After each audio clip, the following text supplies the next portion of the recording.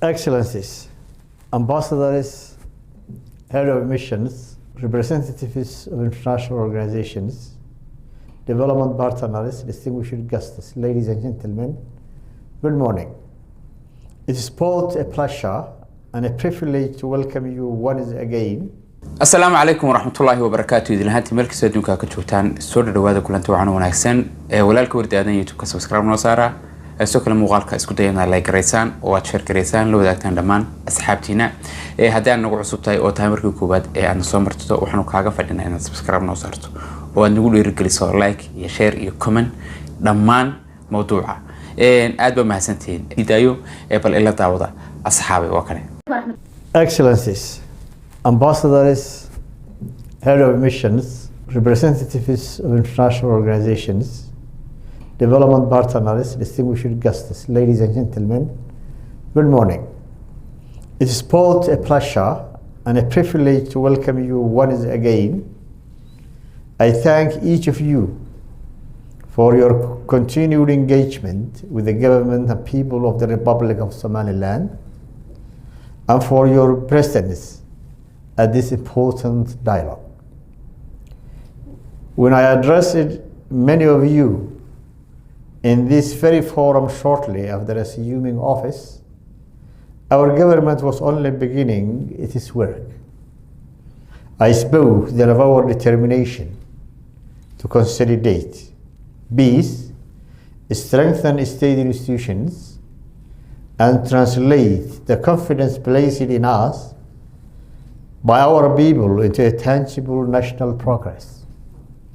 Today, I retain not merely to restate those commitments, but to report on the progress we have made, the challenges we continue to confront, and the partnership we seek as we move forward. One of the first priorities of my government was the restoration of peace in Eastern Seoul. At that time, approximately 6,000 militia members had voluntarily laid down their arms and entered a government-led program of demobilization and military integration. I am pleased to report that this process has now been successfully completed, and those former combatants fully trained and integrated into Somaliland National Army. Shortly thereafter, a separate conflict emerged in our region between two major communities. Through sustained government engagement, traditional leadership, and inclusive dialogue, that conflict has been brought under control.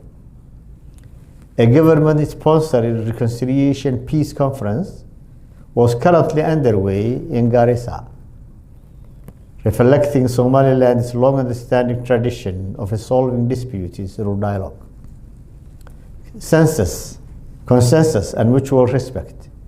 Peace remains the foundation upon which every other national objective must reset.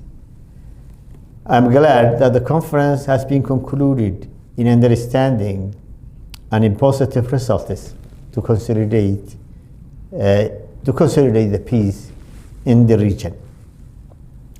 When I first met you, I outlined our four strategic priorities that would guide our development agenda: livestock, agriculture, fisheries, and renewable energy.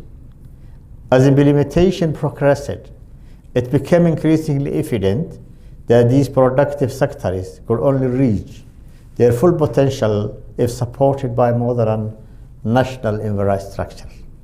Accordingly, we expanded our priorities to include strategic investment in roads, water, energy, healthcare, education, and communications, the essential pillars upon which sustainable economic transformation depends. At that time, I stated clearly that Somaliland had not come before the international community with a begging bowl. I reconfirm that position today. We seek partnership not dependency. We seek investment, not charity. And above all, we seek relations founded on mutual respect, shared interests, and common responsibilities. Excellencies, 1 year and 7 months later, I stand before you to account for what has been achieved. Among the most consequential developments during this period has been the international recognition of Republic of Somaliland by the State of Israel on 26 December 2025. The recognition extended by the member state of the United Nations in over 35 years. For the people of Somaliland, this was not merely a diplomatic milestone. It was the affirmation of reality they had defended, sustained, and strengthened over more than 3 decades. The response from the parties of the international community was mixed. While some welcomed this historic development, others expressed reservations, even though many of the same countries themselves maintain long-standing diplomatic relations with Israel.